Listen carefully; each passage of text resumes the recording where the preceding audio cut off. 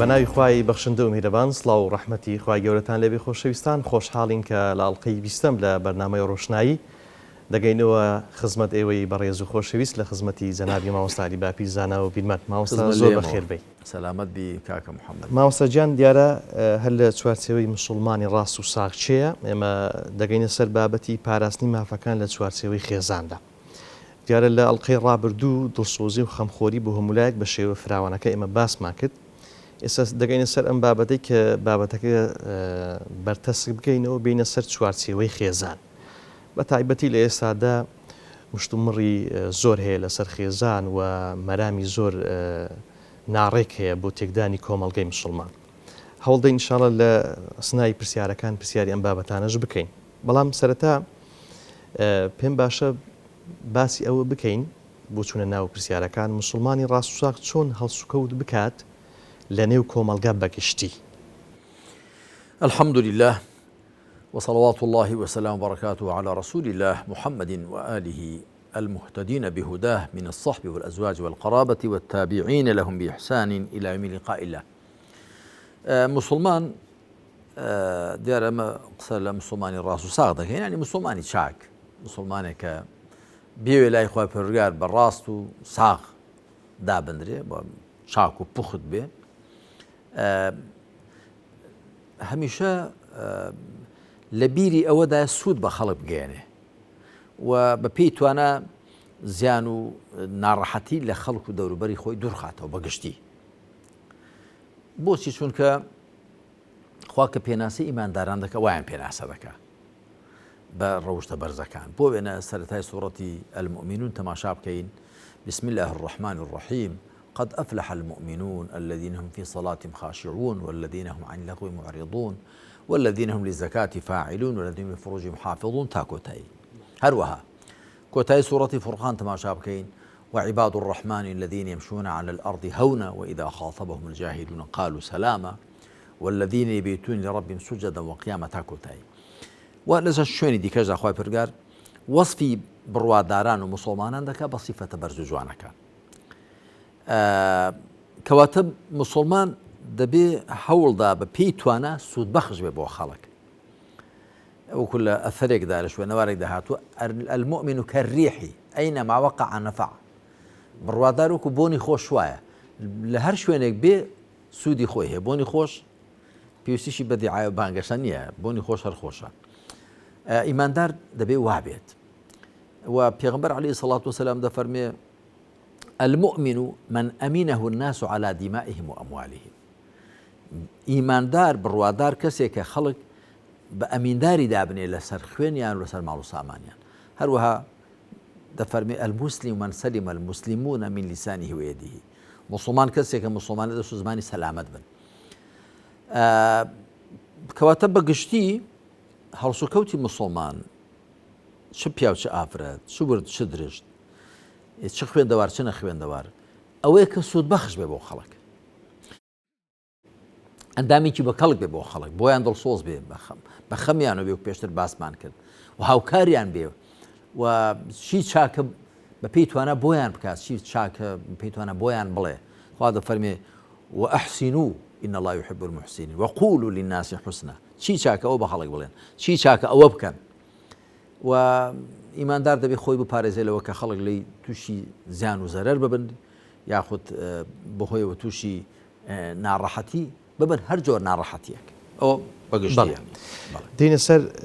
بابەتەکەمان نێوڕۆکی بەگشتی پاراستنی مافەکان لە چوارچێوەی خێزاندا.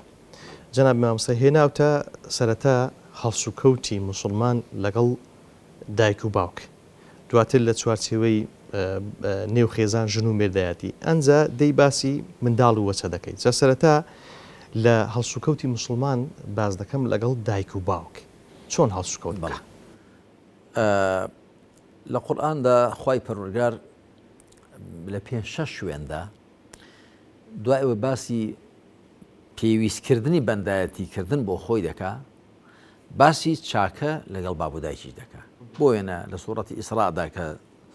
ئەوە زۆر ئاشکرایە وقضى ربك ألا تعبدوا إلا إياه وبالوالدين إحسانا. پەروەردگارت بڕیاری داوە جگە لەو مەپەرستن لەگەڵ باب و دایکتان چاک بن. لسورة نساء ده واعبدوا الله ولا تشركوا به شيئا وبالوالدين إحسانا وبذي القربى واليتامى والمساكين وابن السبيل والسائلين في الرقاب تاكوتاي بندایەتی بۆ خوا بکەن هاوبەشی بۆ دامنێن لەگەڵ باب و دایکتان چاک بن. هەروەها لە سوورەتی ئەلعنکەبوتدا هاتووە، لە سوورەتی لوقماندا هاتووە، لە چەند شوێنێک لە قورئاندا خوا سوبحانەه وتعالە ئەوەی دووبارە کردوێتەوە. لە دوای پێویستکردنی بەندایەتی بۆ خۆی پەرستنی خۆی یەکسەر دەڵێ لەگەڵ باب و دایکت چاک بە. بۆچی؟ ئێمە خوا بەدیهێنەرمانە سوبحانەه وتعالە، وەخوا سوبحانەه وتعالە خوایە، وەکو کوردەواری خۆمان دەڵێن هەر خوا خوایە، ئەوی دیکە هەموو کاوبایە. كما فيما أول لو فرمایشتەی پێغەمبەری وەرگرتووە عليه الصلاة والسلام ألا كل شيء ما خلا الله باطل. هەڵبەتە ئەوە پێغەمبەر عليه الصلاة والسلام نەیفەرمووە، بەڵام تەئیدی کردووە، فەرموویەتی أصدق كلمة قالها الشاعر ألا كل شيء ما خلا الله باطل وكل نعيم لا محالة زائل. ئاگادار بن جگە لە خوا هەموو شتێک بەتاڵە، پوچە، هیچی بوونی لە خۆیەوە نییە، هەموو نیعمەتەکانیش هیچ گومانی هیچ ئەوەی تێدا نییە کە دەڕۆن بەردەوام نابن جگە لە نیعمەتی بەهەشت. جا پێغەمبەر عليه الصلاة والسلام پشتگیری ئەو قسەی لە بیدی کوڕی ڕەبیعی کردووە، توێتەوە ڕاستترین قسەیە گوترابێ. خوا سبحانه وتعالى بەدیهێنەرە و پەروەردگار و خاوەن و یعنی هەمە کارەی کەون و کائینات. لە دوای خوا سبحانه وتعالى مرۆڤ قەرزاری باب و دایکێتی، ئەوان هۆکاری پەیدابوون نی. ئێستا جەنابەت ئەگەر مامۆستا مەلا جەمیل و دایکت نەبوونایە بە نیکاحێکی شەرعی، ئەم مامۆستا محەممەدەمان چونک نەدەکەوت، هەروە برا خوشکەکانی کەشت. من ئەگەر بابم و دایکم نەبوونایە ئەم پەیدا نەدەبووم. هەروەها هەموو کەس، کاک یونوس، کاک ئەمین، هەموو مرۆڤەکان هەمووی دیارە قەرزاری باب و دایکێتی کە هۆکاری پەیدابوون نی، هۆکاری پەیدابوون نی. یەک و پاشان هۆکاری بەخێوکران نی. ئینسانەگە بیر بکاتەوە منداڵ جارێ دایک 9 مانگان لە سچی خۆیدا هەڵی دەگرێت. پەروەردەبوون و گەشەکردن و پەیدابوونی ئەو منداڵە هەمووی لەسەر بوونی دایکێتی، هەمووی لە خوێن و جەستەی دایکی بۆ منداڵە دەچێت، ئەو منداڵە گەورە دەبێت 9 مانگ و ئەوەندە. دوای کە لە دایک دەبێت، ئەمجا خوای پەروەردگار تا لە سچی دایکیدا لە ڕێی نێوکیەوە الحەبل السری لە ڕێی نێوکیەوە هەموو خواردن و شتی بۆ دەچێت. دوای نێوکی دەبڕن، ئەمجا خوا دوو ڕێ دەکەی بۆ داناون، هەردوو مەمکی دایکی، ئەو دوو مەمکانە دەمژێ و فێریشی کردو چۆن مەمکەکان بمژێ. ڕێندی خەڵگەڕوا بە سادەی تەماشا ئەو شتانە دەکات. مژینی منداڵ و کۆرپە بۆ مەمکی دایکی پرۆسەیەکی زۆر ئاڵۆزە، هەرخوا فیترەت و غەریزە فێری کردووە، گەنە قورسە. ئەمجا دوایە سەردەمی شیرپێدانیشی دەبڕێتەوە 2 ساڵ. والوالدات يرضعن أولادهن حولين كاملين لمن أراد أن يتم الرضاعة. بۆ هەر کەسێ بێ ماوەی شیرپێدان تەواوکات 2 ساڵی ڕەبق. دوای ئەوە ئەوجە دانی دەڕوێنەوە منداڵە، ئەوجە 32 دانی بۆ دەڕوێن، 16 لەسەر 16 لە خوارێ. بۆچی؟ بۆی کەوجە بۆخۆ خواردن بخوا. مەبەستم ئێمە قەرزاری باب و دایکمانین، بۆیە پێویستە لەگەڵیان چاک بین. لە قورئاندا خوای پەروەردگار وشەی ئیحسانی بەکارهێنا وبالوالدین ئیحسانا. لە سوورەتی الأنعامدا دەفەرمێ أعوذ بالله من الشيطان الرجيم قل تعالوا أتل ما حرم ربكم عليكم ألا تشركوا به شيئا وبالوالدين إحسانا. وەرن ئەوەی کە خوا لێ قەدەغە کردوون بەسەرتاندا بخوێنمەوە، هیچ هاوبەشێ بۆ خوا دامنێن وبالوالدين إحسانا. ئەمە وەگوڵێ من لە تەفسیری سوورەتی ئەنعامدا بە تەفسیل باسم کردووە، ئەمە دەبوو فەرموو بای و دڵی داک و بابان مێشێنن، وەنیە شەری بۆ خوا دامنێن دڵی داک و بابیش مێشێنن، بەڵام فەرموویەتی وبالوالدين إحسانا، چونکە هەر ئەوەندە بەس نییە دڵیان نێشێنی، دەبێت لەگەڵیان چاک بی. لە سنەتدا وشەی بیر بەکار هاتووە، بیر الوالدین. پێغەمبەر عليه الصلاة والسلام ئیشی لە هاوڵان لێی پرسیوە ئەی پێغەمبەری خوا عليه الصلاة والسلام باشترین کردەوە چییە؟ أي الأعمال أفضل؟ قال إيمان بالله ورسوله. قال ثم؟ قال بر الوالدين. للروايات دا الصلاة على وقتها دعاء أو بر الوالدين شكر دوي له مستشاتر إيمان بخواب في غمرك عليه الصلاة والسلام وهرشي في غمرك حوالي في داو دعاء أو لقلب أبو دايك دا شاكا كاربي يا أخو نيوز لكاتي خوي داو كي دعاء لقلب أبو دايك دا شاكا كاربي هروها في غمر عليه الصلاة والسلام فرميتي حوالتان في بدم بقورتريني جناح كان يعني بسبع الموبقات حول جناح فوت ركان يكي شان فرميتو عقوق الوالدين عقوق بعين يعني هي شاندن دري داكو بابا نارحت كردن يعني ولا سورة إسراء دا فرمي وقضى ربك ألا تعبدوا إلا إياه والوالدين إحسانا إما يبلغن عندك الكبر أحدهما أو كلاهما فلا تقل لهما أف ولا تنهرهما وقل لهما قولا كريما واخفض لهما جناح الذل من الرحمة وقل رب ارحمهما كما ربياني صغيرا تماشى أوهموا ئاراستە کردانی خوای پەروەردگار بۆ ئێمە کەواتە گومانی تێدانە کە چاکە لەگەڵ باب و دایک و ڕێز لێگرتنیان و حورمەت پاراستنیان تەنانە دەگە ناموسڵمانیش بن لە سوورەتی لوقماندا دەفەرمێ يا بني لا تشرك بالله إن الشرك لظلم عظيم ووصينا الإنسان بوالديه حملته أمه كرها وهنا على وهن وفصال في عامين أن اشكر لي ولوالديك إلي المصير وإن جاهداك على أن تشرك بي ما ليس لك به علم فلا تطعهما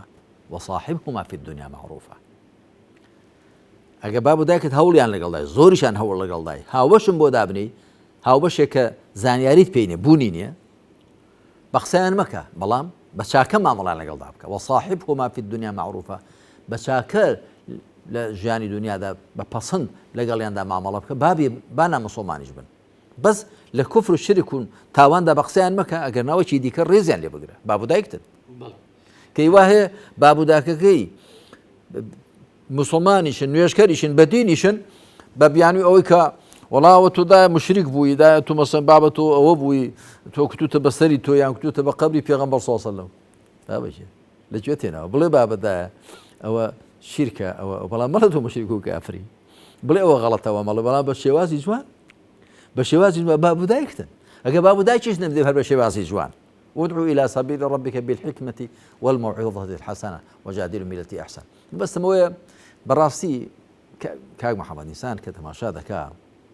كرتشو كالي زورا كرتشو كالي لأني مصوم هذا بتايبت لبرامر باب و دایک ده جاهين ديك لواني كبحصاب وخوان نوع بيام نوع مصوماني شي تايبته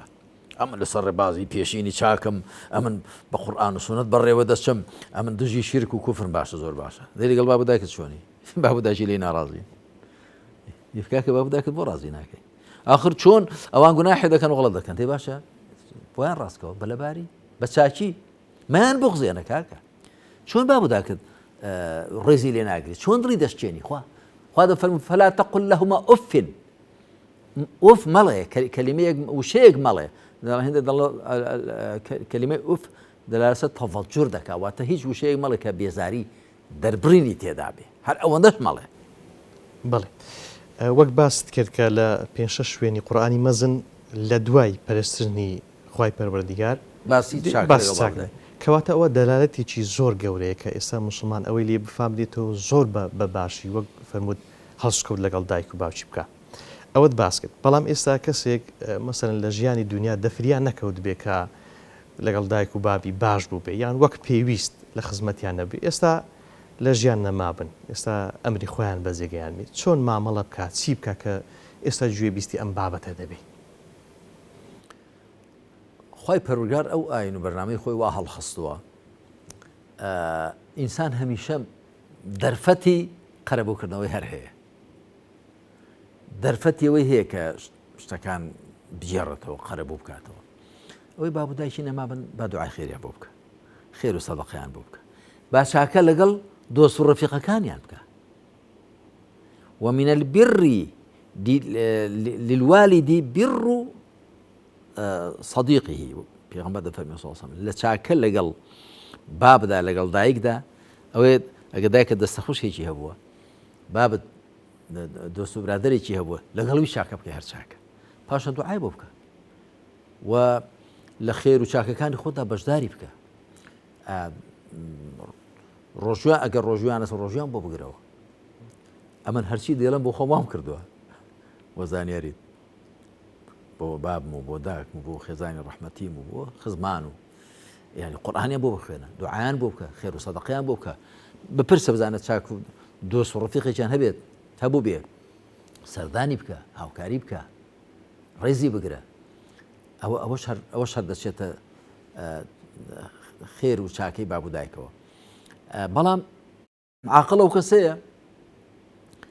لە خۆی وریابێت لە خۆی وریابێ و هەتا باب و دایکی لە ژیاندان باب و دایک یەک جار دەبن وانە دەگونجێ بکابرا هاوسەری دەمری هاوسەر بەڵام باب و دایک یەک جارە کە ڕۆیشت نەڕۆن من بەڕاستی کە بیر دەکەمەوە لە سەرەتای تەمەن و هەڵبەتە فەزڵی ئیسلامە کە بەهۆی ئیسلامەوە لەخوا بەزیاد بێ شتێک حاڵی ببووینەوەە هەوڵم دا و حەقی باب و دایکم جێبەجێکم بە زیندوی لە خزمەتیاندا بوو و بە مردووی ژێزار لە خزمەتیاندام و لە دوعایان بۆ دەکەم خێر و چاکەیەک لە دەستمان بێ مەسەندەیکەین لەگەڵ دۆست و ڕەفیقەکانیان ئاشناکانیان ئەوە شەر جۆرێکە لە قەرەبووکردنەوە شتێکی کەم لە دڵدا بوو لەو بارەوە بیڵێم ئەویژەوەی کە من ناڵێن مرۆڤ ببێتە مەلائیکە معسووم بێ پارێزراو بێ لە هەڵا نا بەڵام تۆ جاری وایە لەگەڵ بابت یا لەگەڵ دایکت بە شۆرێک ڕەفتار دەکەی بە کەڵک نایە هەڵە بووە یعنی جاری ئینسان بەرامبەر بە هەر کەسێک هەڵە بکات بێ داوای لێوەندی لێ بکە بەنسبەت باب و دایک وەکوم ڕۆژە برایەکی خۆمانم گوت چونکە کە تۆ سێژەمە دەستی باب و دایکت ماچ دەکەی کتی فەڵام ئەسا سێژەمە زۆرە ویستم وەڵا بە سوحبەت بدەڵێم بەڵام هیچ دەستت ماچ کردوون جار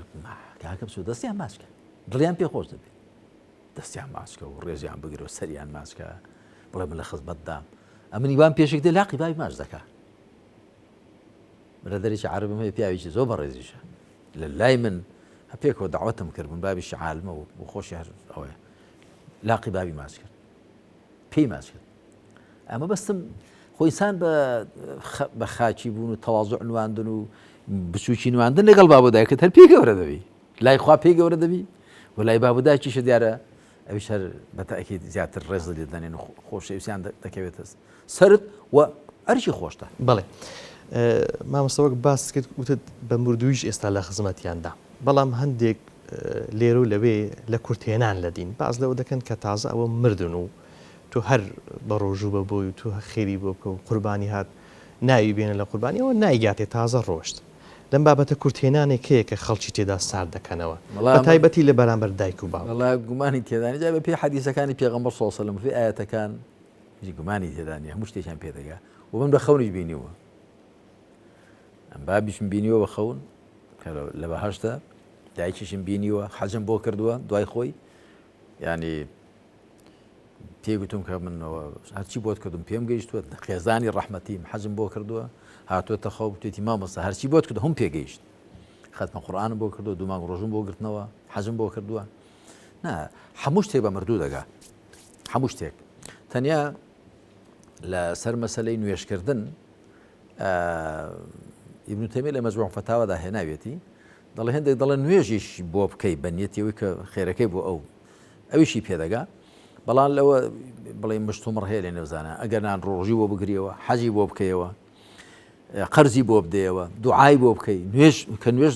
دەکرێت نوێژی مردووی کە لەسەر دەکەی یعنی هەموو ئەوانە قورئانی بۆ بخوێنی مردوو بە دڵێکی ساغ و پاک و چاک بە تایبەتی باب و دایک جاری وا باب و دایکیش نەبێ بێگانەش بێ بۆی بنێری بۆی دەچێت ئەمە بەلای قەبرستاندا دەچین دەڵێن چی هەرتەمە خەڵک گەبیر بکاتەوە السلام عليكم أهل الديار من المؤمنين والمسلمين وإنا إن شاء الله بكم لاحقون أنتم لنا سلف ونحن لكم خلف نسأل الله تعالى لنا ولكم العافية اللهم اغفر لأهل هذه المقبرة وهم دعاء ما بيان دغا كولا پیغمبر فير بن صلى الله عليه وسلم يعني گومانی کێدانە بردوو کە دەمرێ کردەوەی دەبڕێ إذا مات الإنسان إذا مات ابن آدم انقطع عمله إلا عن ثلاث صدقة جارية أو علم ينتفع به أو ولد صالح يدعو له طبعا هو پیغمبر صلى الله عليه وسلم هنا وقلنا هروسيانين أو هروسيانين يعني بلا أوسيك سەدەقەی جاریە کابرا مزگەوتێکی دروستکە پردێکی دروست کردووە قوتابخانەیەکی دروست کردو بە نێتێکی پاک و چاک ڕێیەکی چاک کردووە هەتا ئەوە بەردەوام بێ خێری وەدەچێت علم ينتفع به زانیاریە کە سوودی لێ وەربگیرێ کتێبێکی نووسیوە دەرسی بە خەڵک گوتووە قوتابی پێگەیاندون هەتا ئەو زانیاری لەنێو خەڵکدا ئەوە بێ خێری وەدەچێت ئەو وەلەدین صالح يدعو له ڕۆڵەی ساڵح کوڕبیان کەس بێ بۆی بپارێتەوە ڕۆژی بۆ بگرێ قورئانی بۆ بخوێنێشتی بەڵام لێ دەفەرمیتی بۆی بپارێتەوە ئەگەر ناش ئەوەکو نمونە هەموو بۆ مردوو دەچێ و من يعني وشتانە وەکو بڵێ وەکو گوتم هەم بە پێی دەقەکانی قورئان و سونەت دیارن و بە ئەزمموریش دیارە بەڵێ لەسەر مۆڵەتی زەنای مامۆستای ناوڕێکی کورت وەردەگرین و بەردەوام دەبین بەڕێزان و خوشەویستان دوای ناوبڕێک بەردەوام دەبین لە ئەڵقەی 20ەم لە بەرنامەی ڕۆشنایی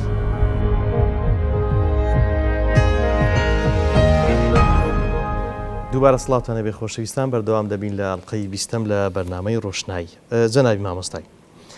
لە ڕۆژگاری ئێستادا بابەتی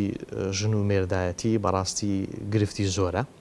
و دەبینین ساڵانە بەداخەوەن کە ڕێژەی جیابوونەوە و ئەم بابەتە زۆر سەرهەڵدا ئەمیش بەهۆی ئەو بارودۆخی کە دێتە پێش موسڵمان چۆن هەڵسوکەوت بکە لە بابەتی ژن و مێردایەتی بۆی تووشی گرفت نەبێ بۆی ژیانێکی بەختەوەری تێدا بباتە سەر من کتێبێکم لەو بارەوە نووسیوە بە ناوی ئافرەت و خێزان لە سای شەریعەتدا 1000 لاپەڕ زیاتر مەوسوعەیەکە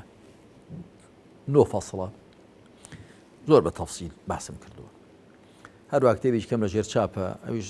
لەوانێ 200-300 لاپەڕێک ببێ بە ناوی خێزان لە ئیسلامدا پێشتریش ئاماژەم پێدا کە تێیدا باسی جێندەر و مێگەرایی فێمینیزمم کردووە و باسی سروشت و پایەکانی خێزانم کردووە و باسی چەند ژنیم کردووە و باسی هاوسەرگیری میسیاریشم تێدا کردووە لەو بارەوە زۆرە ئەوەی کە بمێ بە کورتی پوختی بیڵم ئەوەیە کە ئەگەر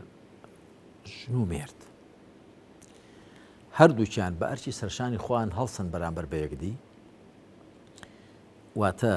ژنەکە مافی مێردەکەی بدا مێردەکە مافی ژنەکەی بدا کە خوا دەفەرمێ هن لیباس لەکم و ئەنتم لیباس لەهن ئەی پیاوینە ژنەکانتان پۆشاکن بۆ ئێوە ئێوەش پۆشاکن بۆ ئەوان پۆشاک چ ڕۆڵێک دەبینێ بۆ مرۆڤ عیب و عاریدا دەپۆشێ لە سەرما و گەرما دەیپارێزێ جوانی دەکا دەبێ ژن بۆ پێ وابێ پیاوی بۆ ژن وابێ هەروەها خوا دەفەرمێ ولهن مثل الذي عليهن بالمعروف وللرجال عليهن درجة ئافرەتان هەمان مافیان لەسەر پیاوان هەیە کە هی پیاوان لەسەر ئەوان هەیە بە شێوەیەکی پەسەند وللرجال عليهن درجة و پیاوان پلەیەکیان بەسەر ئەوانەوە هەیە پلەیەکیان بەسەر ئەوانەوە هەیە کە زانایان دەڵێن ئەوە پلەی سەرپەرشتیە کە ئەو پلەیەش تەکلیفە نەک تەشریف بەڵام ئەتەبەری لە ئیبن عەباسەوە هێناویەتی دەڵێ ئەو پلەیە مەبەست پێی ئەوەیە پیاوان پلەیەکیان هەیە بەسەر ژنانەوە واتە پیاوان دەبێت لە ژنان چاکتر بن وەکو ژن بۆ پیاو یعنی پیاو دەبێ هەوڵدا ئیمتیازەکەی ئەوە بێژ لە ژنەکەی چاکتر بێ بۆی وەکو لە ژنەکە بۆ ئەو ئەرکێکی زیاترە ئەتەبەری لە ئیبن عەباس وای دێنێ ئەگەر ئافرەتان و پیاوان ژن و مێردەکان یعنی سنوورەکانی شەرع بپارێزن و بەو شێوەی ماماڵە بکەن کە قورئان فەرموویەتی و پێغەمبەری خاتەم صلی الله عليه وسلم فێری کردوین گومانی تێدانە کە ژیانێکی ڕێک و ڕاست و تەبا و گونجاو و پڕێز و حرمەتیان دەبێت جارێ بناغەی ماڵ و خێزان پێکەوەنان و هاوسەرگیری لە ئیسلامدا چییە؟ خوا دەفەرمێ ومن آياته أن خلق لكم من أنفسكم أزواجا لتسكنوا إليها وجعل بينكم مودة ورحمة إن في ذلك لآيات لقوم يتفكرون لنشانەکانی پەروەردگارەتی خوا ئەوەیە کە لە خۆتان هاوسەرانێکی بۆ ڕەخساندون تاکو بەهۆیەوە ئەو خژنتان بۆ بێ ئەمە ئەگەر دوێنراوەکان پیاو بن واتە پیاوەکان لە خۆتان ژنەکانتانی بۆ خۆڵخاندون ئەگەر دوێنراوەکان ژن بن ژنەکان هەر لە خۆتان پیاوەکانتانی بۆ خۆڵخاندون تاکو بەهۆیەوە ئارامی تا ئەو خژنتان بۆ بێ وجعل بينكم مودة ورحمة و لە نێوانتاندا خۆشەویستی و بەزەیی داناوە، خۆشەویستی و بەزەیی هەرێکیان نا دەبێ یەکدیتان خۆش ببێ بەزەیشتان بەرامبەر بەیەکدی هەبێ. هەندێک لە زانانیش دەڵێن لە سەرەتاوە بە خۆشەویستی دەست پێ دەکا لە کۆتاییدا دەبێت بە بەزەیی کۆتایی بێ کە ژنوێر دەکەونە تەمەنەوە ڕاحمیان بەرامبەر بەیەک هەبێ. هەردووشی هەردوو ماناکان هەڕاستن، هەر لە سەرەتاوە هەردووشیان هەبن یاخود ئەوە. جا إن في ذلك لآيات لقوم يتفكرون لەوەدا نیشانە هەن بۆ کۆمەڵێک بیر بکەنەوە.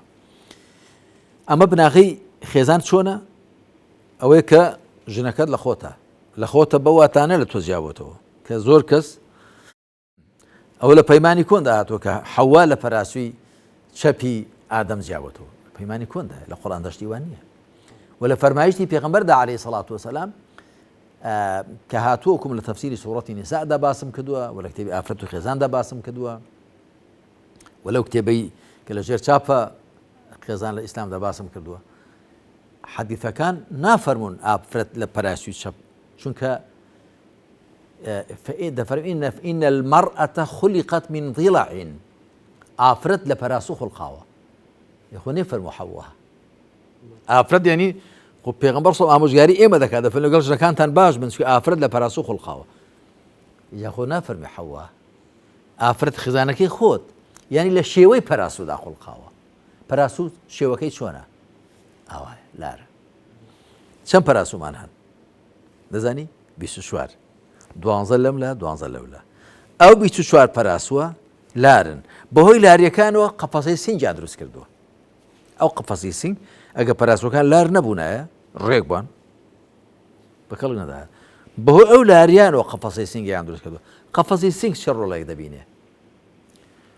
دڵ دەپارێزێ، سیەکان دەپارێزێ، جەرگ دەپارێزێ، پانکریاس و مەسەوان دەپارێزێ. کۆمەڵێک و ئەندامی گەورە و کاریگەر لە جەستەدا هەن قەپەسی سینگدا ئەپارێزێ. تەماشا بکە هەر ئەندامێک لە مرۆڤدا هەتا کاریگەرتر بێ خوا شوێنەکەی قایمتر داناوە. مێشک لە هەمووی لە ژیانی ئینساندا کاریگەرترە خوا خسوێتە نێو جومجۆمەوە نێو کە لەسەرەوە جا خەڵک وەزانی کە لەسەرم یەک ئێسکە کۆمەڵە ئێسقانە بۆ ئەگەر لە شوێنێک کۆشکا ئەوی دیکە نەشتێ وەکو شوشە نەبێ کەشکاوی بشتێنە. ئەمجا چاو خوا خسوێتە نێو چاڵێکەوە چاڵی ئێسقان چەند کە زەبری بێرە دەکەوێت من چاوی شین دەبێت وەڵا چاوی هیچی لێ نایە مەگەر ڕێک بەناو چاوی بکەوێت هەروەها گوێ تەماشا بکە ینی خوای پەروەردگار ئەو شتانی کە گرنگترن زمان. ئەمجا دوایی جەرگ و دڵ و سیەکانی خستۆتە نێو قەپەسی سینگەوە کە پێغەمبەر عەلەیهی سەڵات وسەلام دەفەرمێ ئافرەت لە شێوەی پەراسوودایە واتە لاریەکی تێدا لە چاوی پیاودا لێمان تێک نەچێت. ئافرەتیش لەوانێ پیاوەکە بەلار ببینێ چەند دڵڕەقە ئەمە بە عیبە و نەنجی یاخودەوە ئافزەڵیەت. پێغەمبەر عەلەیهی سەڵات وسەلام دەفەرمێ ئاوا خوڵقاوە وەکو عیب و نوقسانی بۆ ئافرەتی باس ناکە. ئافرەت لار خوڵقاوە لاریەکەی خەڵقیە خواوای خوڵقاندووە خۆی لار نەکردوێتەوە. بۆچی وایە؟ ئەرکەکەی پێویستی بەوە دەکات کە وژۆکە کوتم لە چاوی پیاودا ئافرەت لارە. پیاو زیاتر بە عەقڵ و ئەوانە بیر دەکاتەوە ئافرەت بە عەتڵ سۆزی بەسەردازاڵە گومانی تێدا نییە. لەو کتێبەدا کە ئاماژەم پێدا لە ڕووی عیلمیەوە باسم کردووە جیاوازیەکانی بینی نێوانی کە لەسەری پیا و ئافرەت جیاوازیەکانی بینی پەیکەری ئێسکی پیا و ئافرەت ماسوولکەکانیان شێوەی پێکاتەی جەستەیان دەنگیان حاڵەتی دەروونیان لە هۆرمۆنیانەوە لە جیناتیانەوە لەوێ ڕاجیاوازەکان هەن خۆ بەدەست ئێمە نییە هەر لەوێوە خوای پەروەردگار کچۆڵەیەک بێنە و کوڕۆکەیەک بێنە گچکەش بن کۆمەڵی شتی یاریان بۆ دابنێ کوڕەکە دەچێ بۆ لای سیارەکە و بۆ لای تفەنگەکە و بۆ لای ئەوە کچۆڵەکەش دەست دەداتە بووکێک و دەست دەداتە شتێکی ماڵ و ئەوە بەبێ کەس فێریانکە. مەبەستم ئەوەیە پێغەمبەر عەلەیهی سەڵات وسەلام کە باسی ئافرەت دەفەرمێ لە شێوەی پەراسوودایە یا لە پەراسوو دروست کراوە بەسەوەی لە شێوەی پەراسوودایە پەراسوو لارە بەهۆی لاریەکەیەوە دەتوانێت ئەرکەکەی خۆی ببینێ ئافرەتیش بەهۆی ئەوە کە عەتف و سۆزی زۆرە دەتوانێت منداڵی ببێ منداڵ بەخێوکە منداڵ شیر پێ بدە منداڵ پەروەردەکە ئەگەر وانە بواە کوا پیاو دەتوانێت مەسەلەن منداڵەکە مەسە خۆی پیزەکە پاچی کاتەوە ئافرەتەکە پاچی دەکاتەوە چ گرفت و بەڵاشی نییە پیاوەکە ناتوانێت سروشتەکەی بوو ئەوە نییە هەروەکو چۆن ئافرەتەکە ناتوانێت حەمباڵی بکە بلۆک بچێشێ شێلمان ئەوە بکە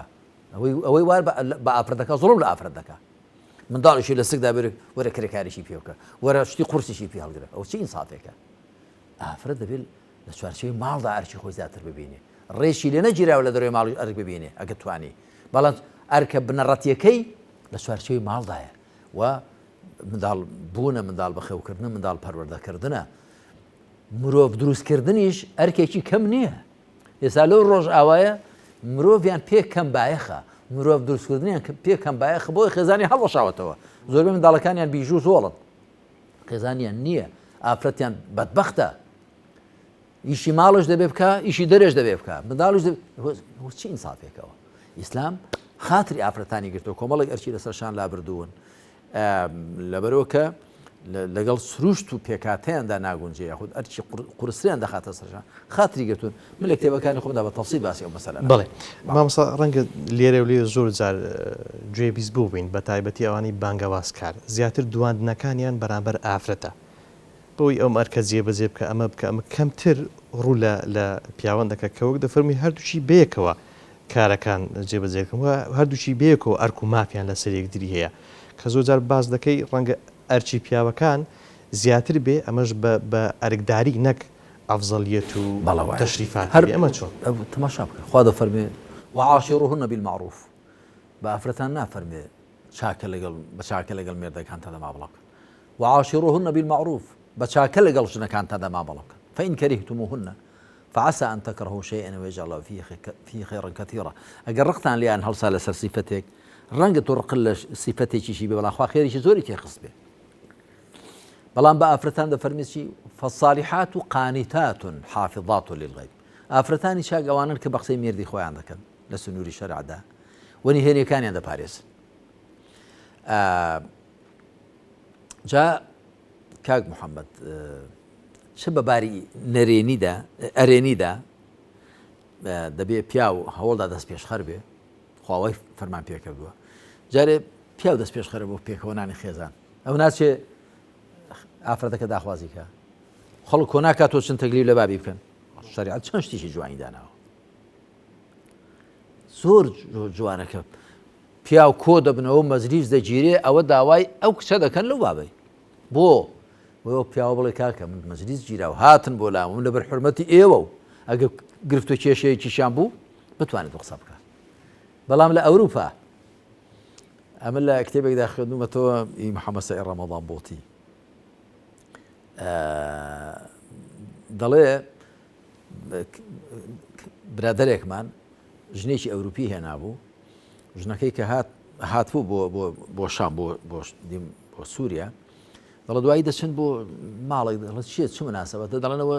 کچێک داخواز دەکەن مەجلیس دەگیرێ و دەچن بە قەڵەم ئاڵی پیا و ئافرەت و ئەویش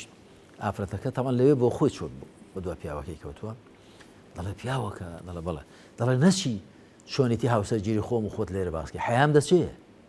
ئەمن هاتوون بڵێت ئەوە هەم مەجلیسە گیراوە ئەو خەڵکە تەکلیف دەکەن تا ئەو کچە دەدەن بەو کوڕی بەڵام من بۆ خۆم هاتووم نەچی باسیکە جا ئەوەی کە ئیسلام دایناوە حورمەت و ڕێزی تێدا بۆ ئافرەت ویقاری تێدا بۆ ئافرەت کاکە ئێستا کەسێک کە بابی کوڕ و کچانە یعنی بابەکە بۆ کچەکانی دەبێت زیاتر مشهورێ بخاتە بۆ کوڕەکانی دەزانی و باب چاوی لەوەیە کە کچی خۆی بەشوو دەدا من حەوت کچم هەن بۆ کچەی تازە بوومانە چوارمان بەشوو داون ئەوی کەش لە ماڵێن دەخوێنن جا هیچیان گچکەی هەڵبەتە باب زۆر بە تەنگەوەیە کە کچەکەی کە دەدا بە کەسێک ڕێزی لێ بگرێ حورمەتی بگرێ هەروەها جاوە بۆ تۆ کە بووکیشە دەبن ئێستا من بووکم هەن و زاواشمان هەن چاوەڕوانی لە زاواکەن ڕێزی کچەکانت بگرن دێ بە کوڕەکانیش ڕێزی کچەکانی خەڵکی بکرێت ئەوش کچی تۆن مەبەستم ئەوەیە کە ئەگەر ئەوەی شریعەت دای ناوە پیا و ئافرەت جێبەجێکەن گومانی تێدانە کە پەیوەندیشی تەندروست و ڕێک و باشیان دەبێ و بێگرفت و کێشە دەبن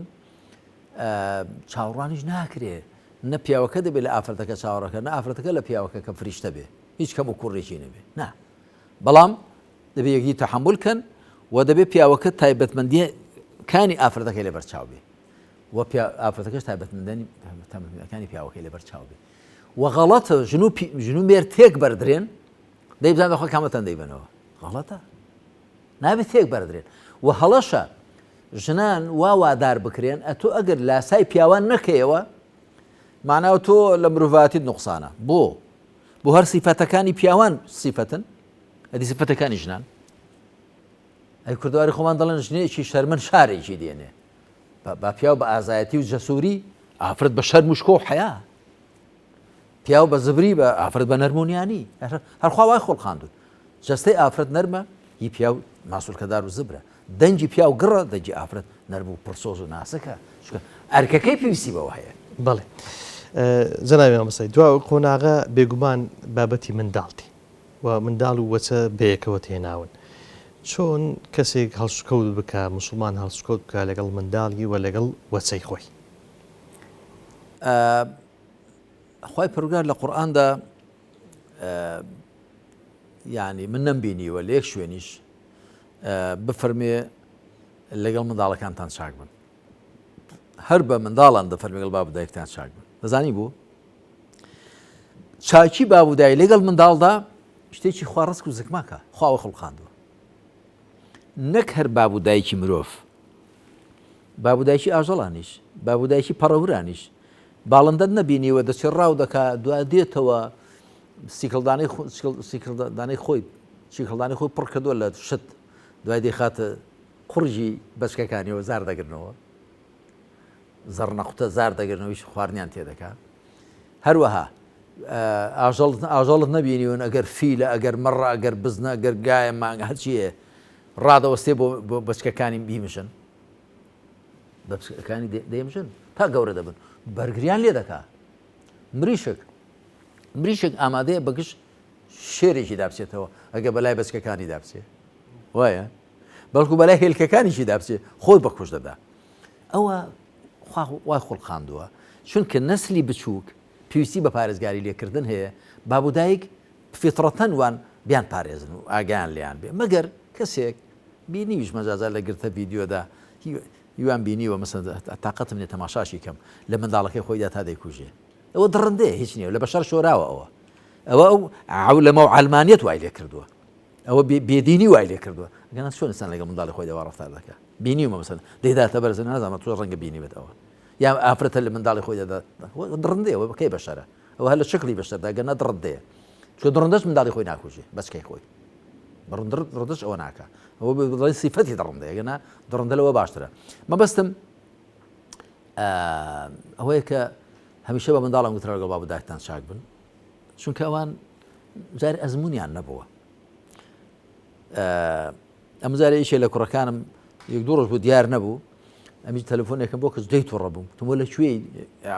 بە توندی قسەم لەگەڵ کرد ئەوشتی بابەژیان ئێستا دێمە وەڵا لەگەڵ ڕەفیقەکان وانم و زانی تووڕم تم دوو ڕۆژە دیار نی هەتی و بابە خۆت ماڵ و حاڵت پەیدا بێ جازانی دڵی دیاکە باب چۆنە ئێستا چاک دەزانێ لێ چاوەکەم مەبەستم منداڵ زیاتر ئامۆژگاری کراوە لەگەڵ بابودایکیان چاک بن بەڵام بە بابودایک نەگوتراوە چونکە چاکی بابودایکان لەگەڵ منداڵان شتێکی ئاساییە بەڵام گومانی تێدانە کە بابودایک ئەرکی منداڵەکانیان لەسەر شانە جارێ یەکەمین ئەرگەوەی کە پیا و دایک ئافرەت دەبێ هەوڵدەن ینی پیاوەکە دایکێکی باش بۆ منداڵەکانی پەیداکە ئافرەتەکەش بابێکی باش بۆ منداڵەکانی پەیداکە یعنی چی یعنی کوڕەکە چاوی لە کچێکی باش بێ دەبێتە دایکی منداڵەکانی سپێنێ کچەکەش چاوی لە کوڕێکی باش بێ دەبێتە بای منداڵەکانی پێش شەرم نەبێ ئەوە یەک کە پێغەمبەر عەلەیهی سەڵات وسەلام وا دەفەرمی ئیدا ئەتاکم من تەڕضەونە دینەهو وەخولوقەهو فەزەویجوهو و بە پیاویش دەفەرمێ تەزەوەجوا تنكح المرأة لأربع لجمالها ومالها وحسبها ولدينها فاظفر بذات الدين تربت يداك. ما بس يونبو كبازوان نبي أو أنا من أولام كوبير لسر دين داري أوي به أفرتش كوبيري لسر دين وأخلاقي كركبه جاء ما بستم أويك دعاء ناوي شاشي لبنان دعاء باشي بردك دعاء رزق حلالي بفيداك دعاء هر خملة جستين أخبر خملة عقلي بخون خملة ضروري بخون لروي معنى يب پەروەردەیەکەن لە هەموو ڕوەکانەوە ئەوە ئەرچی منداڵ لەسەر باب و دایک و دوایی وەکو گوتم لە زۆر شوێنی قورئاندا خوای تاالە بە منداڵەکان بە کوڕەکان دەڵێ گڵداک و بابتان شاعر بەڵێ مامۆستا دوای ئەوە خزم و خۆیشتی کەسێک چۆن هەڵسوکەوت بکە لەگەڵ خزم و نزیکەکانی بە تایبەت ئێستا بابەتی ڕەحم و سیلێ ڕەحم تۆزێک کاڵ بووتەوە گرفتی هەیە ئەم تەکنۆلۆژیایی ئێستا و ئەو عەولەمە و ئەوەی ئێستا و ئەو بەرەو مادیگەرایی چوونەی ژیان وای کردووە کە فعلاً پەیوەندی کۆمەڵایەتەکان چ وەکو دراوسێ وەکو خزم ئەوانە ساردێکی زۆری تێکەوتووە دەبێ خەڵک وریابێ لە ئیسلامدا سێڕێ ڕەحم و خزمایەتی زۆر گرنگی پێدراوە خوای پروردگار دەفەرمی وأولو الأرحام بعضهم أولى ببعض في كتاب الله خزمان لە کتێبی خوا هەندێکیان لە هەندێکیان نزیکترن هەروەها الأقربون أولى بالمعروف أما قسيك وكو بندك هاتوا والرجك يشي لهاولان خير وصدقه يشي كربو داوي بخزمه يشي خوي بيان قد بوك تو خير نجاوته داوته بخزمه فرموي خير كردن بخزم هم خير شو هم صير الرحمه شه هردو شتي ببين يتي خود ما دام بيب شتو او انا زكاتي يجبي انجا پیغمبر علیه الصلاة والسلام دا فرمی خواه فرمویتی رحمم لناوی خوم دا تاشیوه خواه الرحمن الرحيمة صفة الرحم صفة خوم دام تاشیوه هر کسی خزماتی بگینه بزای خوم پیدا گینم هر کسی خزماتی بپشرنه رحمتی خومی لیدا پشرنم زور الإسلام دا زور باسی او کراوه هر وها پیغمبر دا فرمی علیه الصلاة والسلام لا يدخل الجنة قاطع الرحم يعني قاطع هر کسی پەیوەندی خزماتی بپشڕێنێ ناچێتە باشت لەوانەیە پرسیار بکرێ باشی وایە خزمی خراپی هەن ئەو لەگەڵیان چاکەوە هەنە خراپن ئەوە پێغەمبەر عەلەیهی الصلاة والسلام فەرموویەتی چاکەکاری ئەوەیە ئەن تەصیلە من قەطەعەکە وتعطي من حرمك وتعفو عن من ظلمك کەسێک کە دەتپشڕێنێت تۆ پەیوەندی خزماتی لەگەڵ بگەیەنی کەسێک کە بێبەشە دەکا پێی بدەی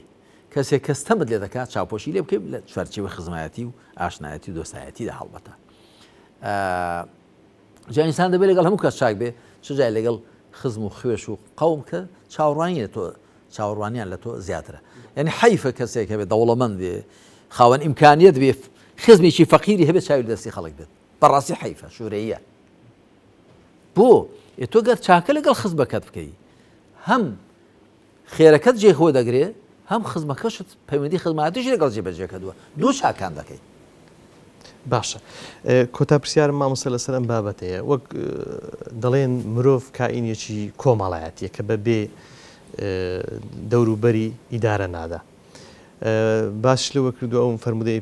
پێغەمبەر صلی الله علیه و سلم عەلەیکم بالجەماعەتی یان بابەتی ئولفەت و ئینسیجام ئەمە چۆن جێبەجێ بکرێ کە مرۆڤ يعني گۆشە گیر نەبێ کەسێک نەبێ کە تێکەڵی کۆمەڵگا و دەوروبەری نەبێ صلى الله عليه وسلم المؤمن آلف مألوف ولا خير في من لا يألف ولا يؤلف هروها للروايات دي كذا المؤمن مؤلف ولا خير في من لا يألف ولا يؤلف بروادار خلق هوگری خوکره هوگری خلچیش دەبێ آلف واتە خەڵک هۆگری خۆی دەکا خەڵک لە خۆ نزیک دەخاتەوە مەئلوف هۆگری خەڵک دەبێت ولا خەیرە فی من لا یەئلیف ولا یؤلف کەسێک کە نەت بتوانێت خەڵک هۆگری خۆی بکە نە هۆگری خەڵک بێ خێری پێوە نییە پێغەمبەر دەفەرمێ عەلەیهی الصلاة والسلام لە فەرمایشتێکدا المؤمن الذي يخالط الناس ويصبر على أذاهم أفضل من المؤمن الذي لا يخالطهم ولا يصبر على أذاهم أما لسنن الترمذي أحمد أوانا دهاتو ئەو مسلمانی کە لەگەڵ خەڵک تێکەڵ دەبێت لەسەر ئازاریان خۆراگر دەبێت چاکتر لە لەگەڵیان تێکەڵ نابێت لەسەر ئازاریان خۆراگر نابێت بە تەکید لە ئیسلامدا زۆر گرنگی درراوە بەلایەنی کۆمەڵایەتی بە تێکەڵی لەگەڵ خەڵک وەکە لەگەڵ خەڵکیش تێکەڵ بووی دەبێت قەڵغانی سەبر و خۆراگری و پش و درێژی و لێبوردەیت پێبێ وەکو لوقمانەکە ئامۆژگاری کوڕەکەی دەکە یا بوونەی ئەقیمی سەلاتە وأمر بالمعروف وانهى عن المنكر واصبر على ما أصابك ڕۆڵە نوێژ بەرپا بکە ئەگەر نوێژکەری باش بووی نوێژ بەرپاکەر بووی دەبێت فەرمان بە پەسەند کەی و ڕێگەری لا پەسەند کەی ئەگەر ئەو دووەتکردن واصبر على ما أصابك هەر شتێک بەسەریشت دێ خۆراگر بە فەرمان بە چاکە و ڕێگەری لە خراپە بکەی دەبێت چاوەڕوانی بکەی خەڵک تووڕە دەبێ قسەیەک دەکا هەڵوێستێکی ناشرین دەنوێت دەبێت خۆراگر بی نەک شتێک بکەی کە لەسەری قەرزدار بیەوە یعنی گومانی تێدانێت لە ئیسلامدا ئەمە لەوانەیە پێویست کە ئاسان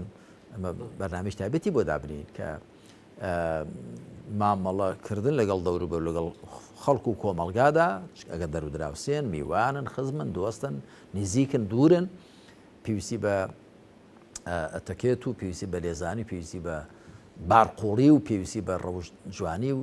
پێویستی بە کۆمەڵی سیفەتی بەرز و پەسەند دەکاوەکو من لە کتێبێکم لەو بارەوە بە تایبەت نووسیوە ئەدەب و ڕەوشتە کۆمەڵایەتیەکان کە کتێبێک کە 300 لاپەڕ زیاترە هەمووی لەو بارەوەیە بڵێ زۆر بەڕێز جەنابی مامۆستالی با پیرزانەوە بیرمەند سوپاس دەکەم کە لە ڵقەی 20 لە بەرنامەی ڕۆشنایی لە خزمەت جەنابتدا بووین سوپاسی جەنابیشت دەکەم هی کاکە یونوسیش و کاکە ئەمینیش و کاک عەبدوڵڵاش لێرە بوو بەهەرحاڵ سوپاسی ئەوانیش دەکەم و سوپاسی ئەوانش دەکەم کە دوایی مۆنتاژی دەکەن و سەربەری دەکەن ئەوانە لە پشت کامێراوان خوا پاداشتی هەمام داتەوە و سوپاسی سەرجەم ئەو بینەر و بیسەرانش دەکەم لە برایان و خوشکان کە متابعای قسەکان دەکەن و لیان بەهرەمەند دەبن و ئەگەر تێبینی و